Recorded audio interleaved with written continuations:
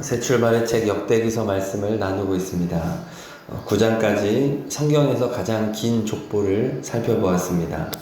하나님께서는 지금 포로 귀환한 공동체에게 에스라를 통하여 이 역대기서 말씀을 주는데 목적은 격려하는 것입니다.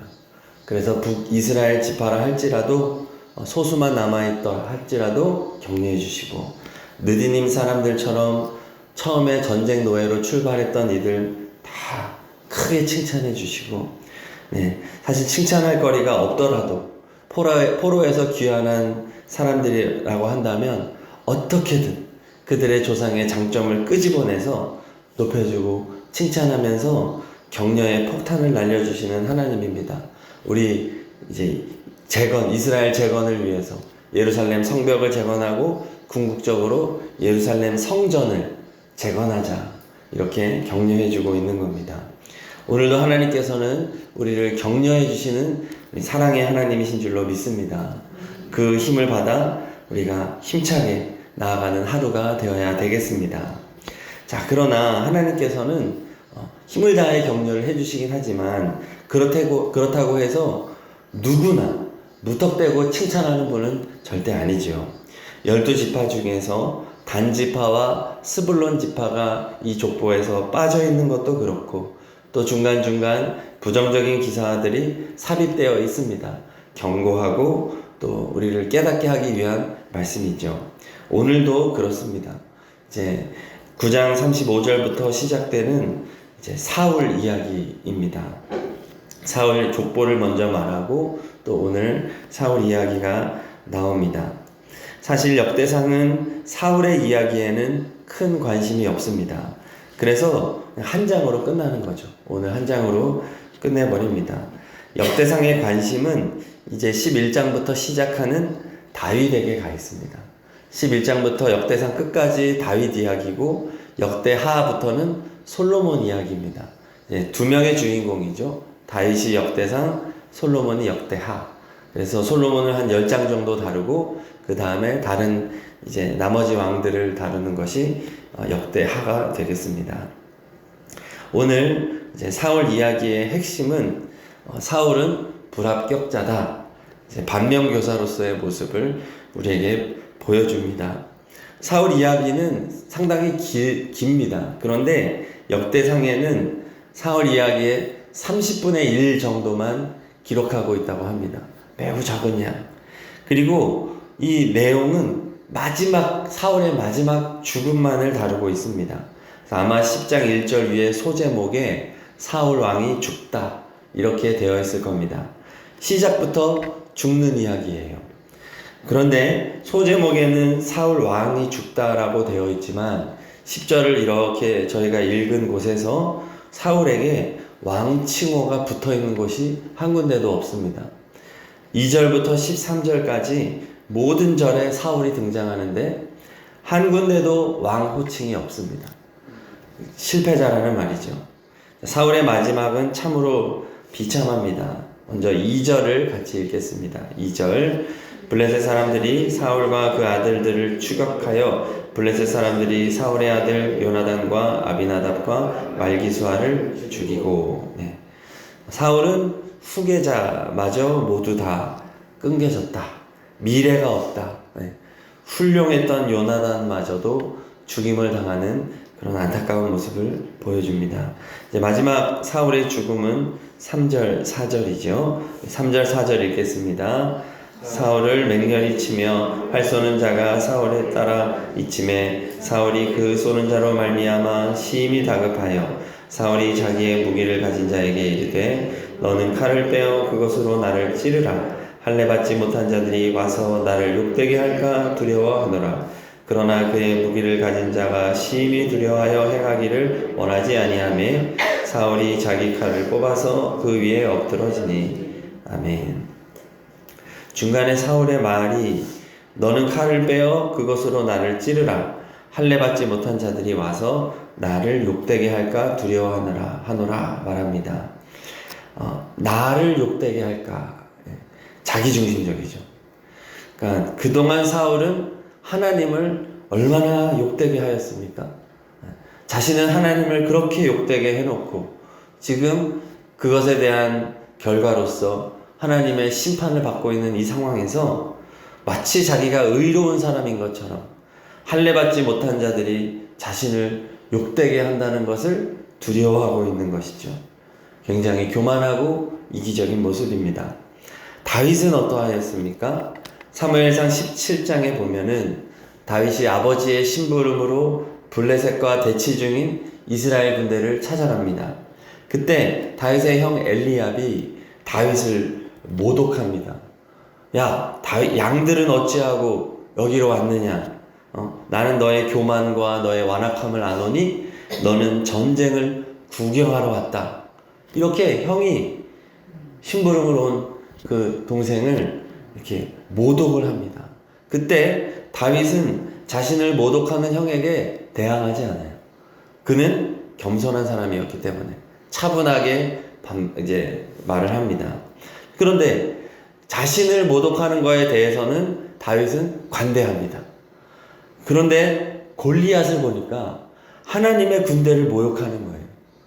그러니 갑자기 돌변하는 겁니다. 그냥 확 바꿔버려서 이번엔 안 참습니다. 그냥 달려들어서 이제 물맷돌로 골리앗을 제압하지요. 다윗과 솔로몬이 명백하게 이렇게 그 비교가 되는 거예요. 다윗은 자기를 모독하는 것은 부드럽게 참고 인내하지만 하나님을 모독하는 것은 견디지 못하는 사람인데, 사울은 반대로 하나님을 그동안 심하게 모독하다가 자신을 모독하는 것처럼 보일 때는 그냥 화를 내는 모습, 정반대의 모습을 보여주고 있습니다. 그래서 사울이 불합격한 것이고 다윗이 합격한 겁니다. 사울은 어떤 사람입니까? 인간들이 자신들의 필요를 따라, 자신들의 생각에 따라 하나님께 요구해서 세운 인간 왕을 보여주는 거죠. 인간 왕의 전형적인 모습. 인간이 세운 왕은 다 이렇다. 교만하다. 자기중심적이다. 비참한 마지막을 보여준다. 이것을 우리에게 알려주는 겁니다. 인간을 왕으로 세우려 할 때, 또 자신이 왕 되려고 할 때 비극적인 결과밖에 없다. 대를 이은 후손이 끊어지게 되고 하나님의 사람이 희생되고 대적이 강해지고 수치스러운 마지막을 맞이하게 된다. 이것이 사람이 왕 되려고 하는 것이 얼마나 위험한지를 지금 보여주고 있는 겁니다. 자, 그리고 오늘 10장의 마지막에서 사울의 죄악을 정확하게 지적을 해주죠. 13절, 14절을 읽겠습니다. 사울이 죽은 것은 여호와께 범죄하였기 때문이라. 그가 여호와의 말씀을 지키지 아니하고 또 신접한 자에게 가르치기를 청하고 여호와께 묻지 아니하였으므로 여호와께서 그를 죽이시고 그 나라를 이새의 아들 다윗에게 넘겨주셨더라. 아멘. 여호와께 범죄하였는데 그 내용이 뭐냐 하면 첫째로 여호와의 말씀을 지키지 않았다. 네. 사무엘상 13장에 보면 이스라엘이 블레셋과 전쟁을 하는 중에 사울이 길갈에서 사무엘 선지자를 기다립니다. 사무엘은 선지자이자 제사장이자 사사였죠. 사무엘이 와야 제사를 드리고 전쟁을 치르게 되는데 7일이나 기다렸는데도 사무엘이 오질 않는 거예요. 조바심이 난 사울은 마음이 급해서 자신이 직접 번제와 화목제를 드립니다. 그것은 율법을 어기는 행위였습니다. 산당에서 하는 것이었죠. 절대로 왕이 집례해서는 안 되는 제사를 왕이 집례하고 있었고, 이제 뒤늦게 온 사무엘이 이 사실을 알고 이제 선포하죠. 하나님이 당신을 버렸습니다. 하나님의 말씀을 지키지 않으면, 순종하지 않으면 반드시 망한다라는 겁니다. 모든 죄의 뿌리는 하나님의 말씀을 버리는 것입니다. 우리가 인생을 살아갈 때 하나님을 왕 삼는다고 하는 것은 결국 하나님의 말씀을 지킨다고 하는 것이죠. 말씀 버리면 반드시 망한다. 왕 되려고 하는 자들은 말씀이 자기를 찔러요. 네. 교만하기 때문에 하나님의 말씀이 자기를 불편하게 만들어요. 억압하고 통제하고 불편함을 주는 것으로 여겨지기 때문에 반드시 말씀을 버리게 되어 있습니다. 사울왕이 그러하였고 자기 마음대로 하다가 버림받은 것이죠. 첫 번째, 여호와의 말씀을 지키지 않은 죄를 말하는 것이고, 두 번째 범죄는 신접한 자에게 가르치기를 청했다고 합니다. 사무엘상 28장에 보면 사울이 블레셋과의 전쟁을 앞두고 큰 두려움에 빠집니다. 하나님께서 어떠한 방법으로도 응답해 주지 않는 거예요. 그러자 역시 마음이 급해져서 엔돌에 있는 한 여자 무당을 찾아가서 도움을 구합니다. 사무엘을 불러달라. 사무엘을 좀 소환해달라. 요청하고 무당에게 완전히 조종을 당합니다. 진짜 사무엘이 호출당한 것처럼 상대를 해주죠. 그것은 하나님은 그런 방법을 쓰지 않습니다. 근데 성경을 보면 진짜 사무엘이 살아온 것처럼 보이는데 아니죠. 무당에게 조종당한 겁니다.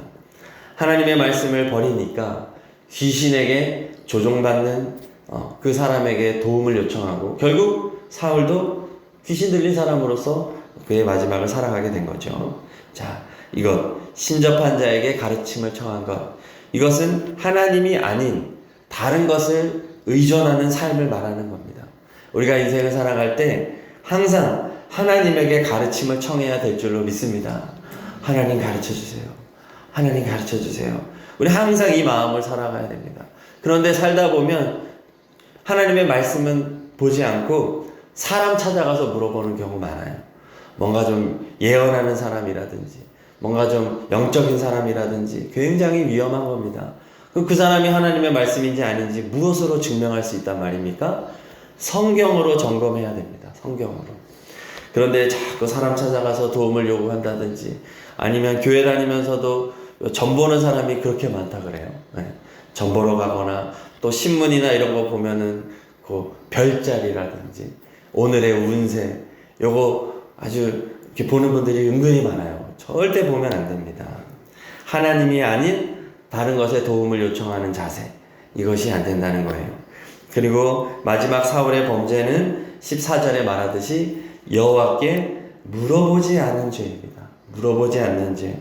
스스로 왕 되어서 자신만이 정답이라고 하는 교만으로 살았기 때문에 하나님께 물어보지 않았던 것입니다.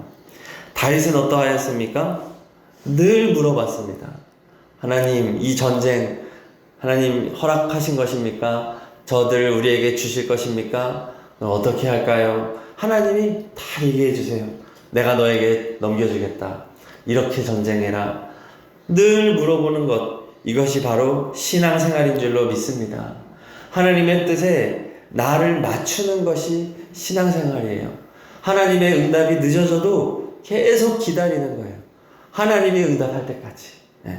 그런데 많은 신앙인들이 어떤 그 사람이 좋은 신앙인, 성숙한 신앙인이냐고 했을 때 마치 즉문즉답하는 사람이 좋은 신앙인인 것처럼 착각을 하는 거죠. 굉장한 수준에 올라서 무슨 질문을 해도 바로바로 대답해주는 사람, 그 사람이 진짜 그리스도인인 것처럼 착각하는 경우가 많아요. 아닙니다. 성숙한 그리스도인은 오히려 모른다고 말하는 사람이에요. 하나님이 말씀하실 때까지 나는 모릅니다. 우리 같이 기도합시다. 하나님께 맡깁시다. 이 사람이 진짜 성숙한 사람이에요.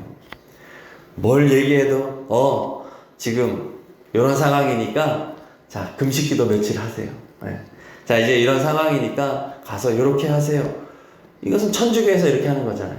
고해성사하러 가면 이제 다 가이드 해주죠. 기도하시고 이렇게 하시고 저렇게 하시고. 아닙니다. 사람이 아니라 하나님의 뜻에 나를 맞추는 것, 하나님께 물어보는 거예요. 그래서 신앙생활 할 때에도 속장을 한다든지 이렇게 믿음이 약한 분들하고 대화할 때 모르는 것을 모른다고 말하는 것이 성숙한 것입니다. 근데 자꾸 우리는 다 대답해줘야 된다는 착각을 하는 거죠. 마치 그래야만이 내가 영적인 사람인 것처럼. 아닙니다. 모든 완벽한 계획은 하나님에게 있는 거예요. 하나님에게. 그래서 자녀들에 대해서도 이제 이렇게 뭔가 고압적으로 너 이렇게 해야 돼 라고 말하는 부모보다는 우리 같이 기도하자. 아빠 생각은, 엄마 생각은 이런데 하나님의 뜻이 어디 있는지 한번 같이 물어보자. 이렇게 말할 수 있는 부모가 좋은 부모인 것이죠. 날마다 하나님 앞에 물어보는 것, 이것이 우리에게 습관이 되어야 될 줄로 믿습니다. 네.